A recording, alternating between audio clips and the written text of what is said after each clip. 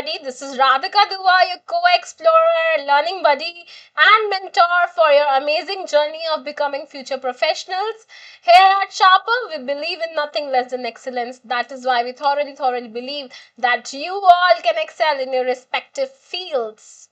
Having said that, आज मैं जल्दी से आपको पढ़ाने वाली हूँ गोल्डन रूल्स और आगे चलिए देखते हैं क्या क्या पढ़ सकते हैं हम।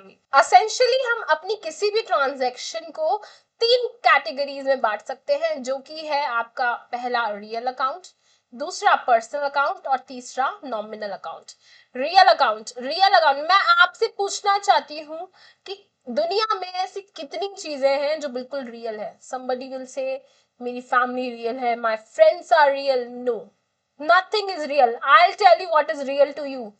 इन business there is only one thing that is real and that is all your assets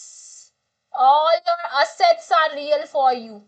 जितने भी आपके assets हैं वो ही सिर्फ और सिर्फ वो ही आपके लिए रियल अकाउंट में आते हैं। That is all your tangible assets and all your intangible assets।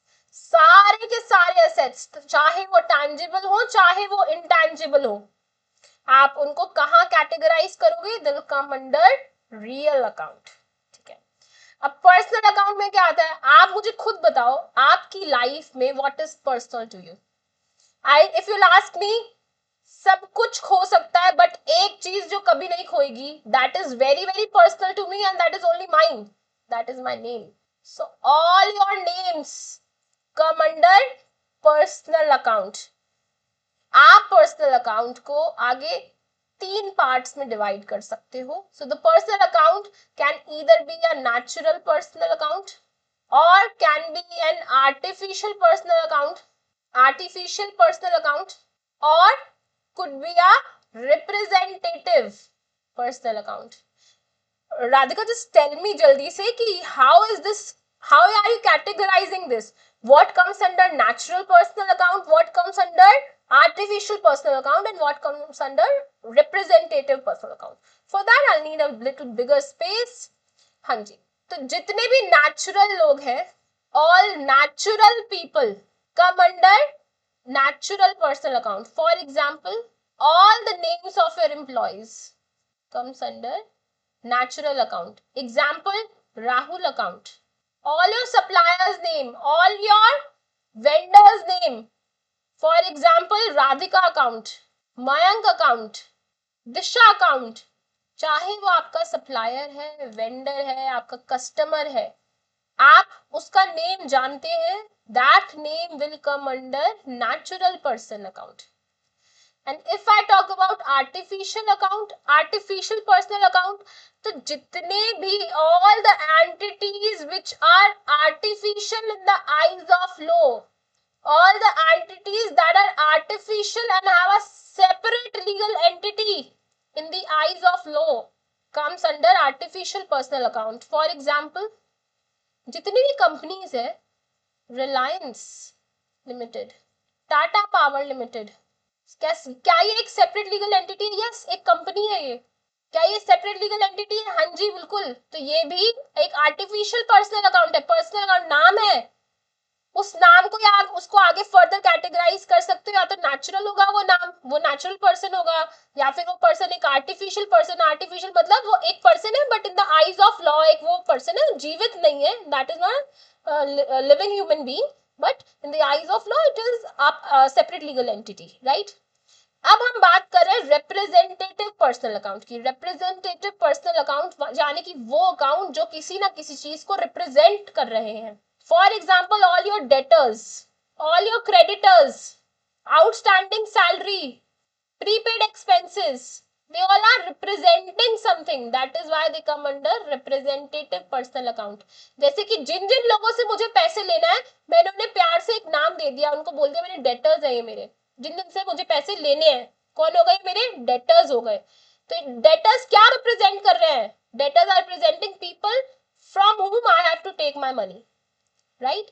ऐसी आउटस्टैंडिंग सैलरी क्या रिप्रेजेंट कर रही है? It is representing expense that has already been incurred but not yet paid, right? Last हम बात कर रहे हैं नॉमिनल अकाउंट की। नॉमिनल अकाउंट में आपके all your expenses, losses, incomes and gains, they all are covered under nominal account. Am I making sense? जितने भी आपके बिजनेस ट्रांजैक्शंस है वो बेसिकली इन तीनों में से ही किसी एक में फॉल करेंगी। Either it will be real account और पर्सनल अकाउंट और नॉमिनल अकाउंट। यूजुअली क्या होता है, एक ट्रांजैक्शन है, एक ट्रांजैक्शन होगी, वो ट्रांजैक्शन में we know every debit has an equal and opposite credit, right? So her transaction में यूजुअली दो एस्पेक्ट्स होते हैं जिनको हमें रिकॉर्ड करना है, right?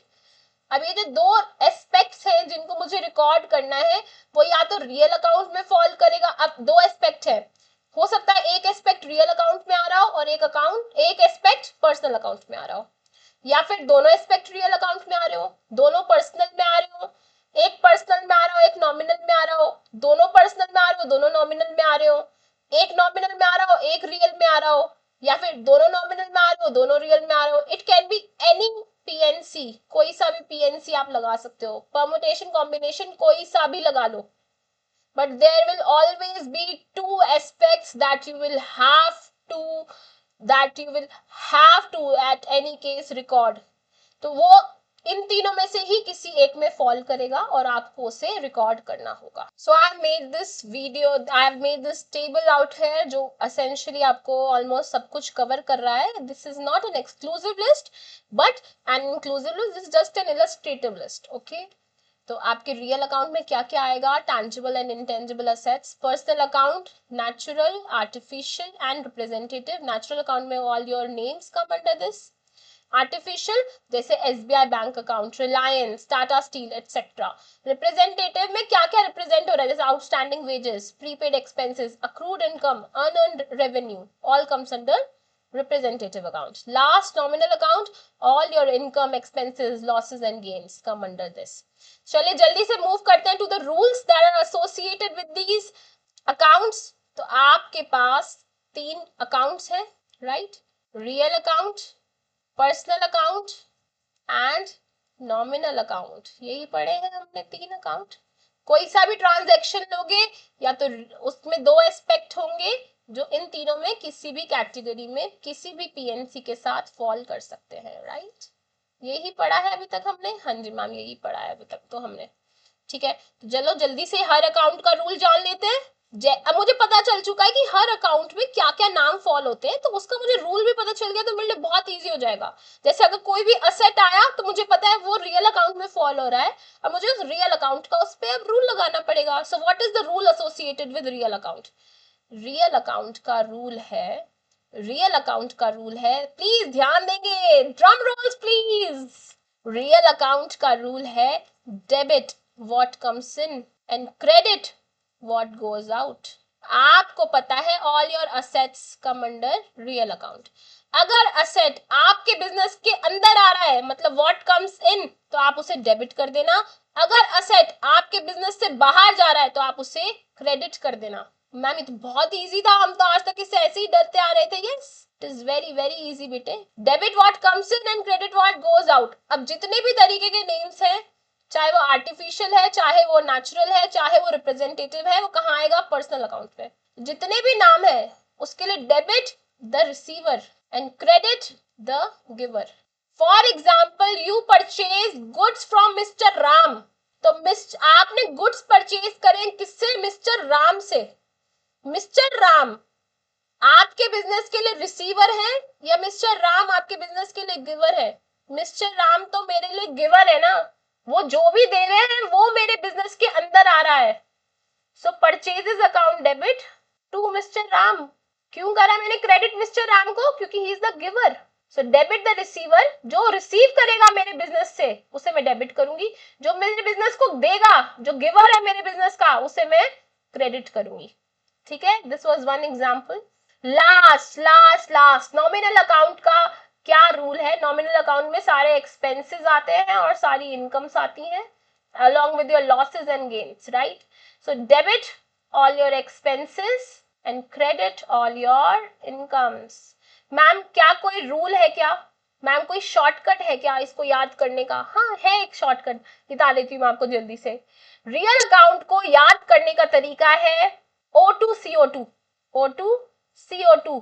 Debit what comes in, O2 अंदर जाता है debit, credit what goes out, CO2 goes out of the system, CO2 should be credited, so debit what comes in, credit what goes out, O2 CO2। इसको याद करने का तरीका ये है। For personal account आप इसको कैसे याद कर सकते हो, debit the receiver, credit the giver. इसको आप याद कर सकते हैं लेन देन से, लेन देन, जो लेता है वो डेबिट करते हैं, जो देता है उसको मैं क्रेडिट करती हूँ। इसको मैंने कैसे याद करा, लेन देन। नॉमिनल अकाउंट के लिए तो कुछ याद करने की जरूरत नहीं है, debit all the expenses, credit all your income. इसको ऐसे याद करो, जब भी आप यूपीआई पेमेंट करते हो तो आपके पास एक मैसेज फ्लैश होता है, dash amount was debited from your account, expense था ना और वो डेबिट हुआ आपके अकाउंट से। और जब भी आपको कहीं से पैसा आता है तो ऐसे आता है dash amount was credited into your account, मतलब इनकम आर क्रेडिटेड। जितनी भी इनकम होती है क्रेडिट होती है, जितना भी आप एक्सपेंस करते हो वो डेबिट होता है। So that was a short clip on the golden rules that there are. I am hoping ये बहुत आपको मदद करेंगे आगे अकाउंटिंग जर्नी में आपकी। Just focus on the basics. आप basics को ध्यान रखो, हर चीज हो जाएगी। So do not skip the basics. This video was all about the golden rules. That's it from my side. I'll meet you again in the upcoming video. Till then, always remember that you are not a sum of your failures, but a product of your efforts. Keep giving in products. Be a product. Keep giving in efforts. Efforts is that all we want. Consistency आपको आगे ले जाएगी। चलिए मिलते हैं next video में। Till then, bye bye. Take care, Sinara.